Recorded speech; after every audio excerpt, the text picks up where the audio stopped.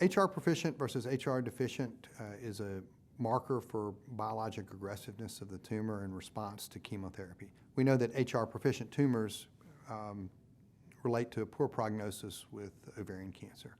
These patients don't respond to chemotherapy as well.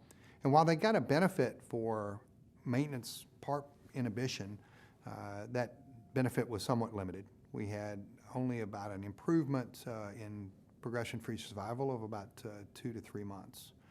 Now, having said that, there is a group of those patients that get a significant benefit for a long period of time, and I think we don't do a good job of separating those patients out. For patients who are HR deficient, I think that the PARP inhibitors are an excellent choice for maintenance therapy. We know patients are going to get a very good benefit, very similar to the patients with the BRCA mutations. Niraparib has been shown in the PRIMA trial to benefit all patients after chemotherapy and surgery. The amount of benefit is based on the mutation or the HR deficiency.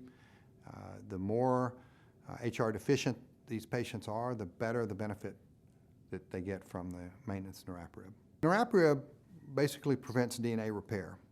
Cells that are HR deficient have a hard time repairing the DNA damage because the homologous repair mechanism is broken. And if we can inhibit PARP, that prevents these cells from repairing the DNA damage. And therefore, there's a selective benefit to this that is directed toward the cancer cells and not toward the normal cells, since the normal cells retain some of their homologous repair mechanism.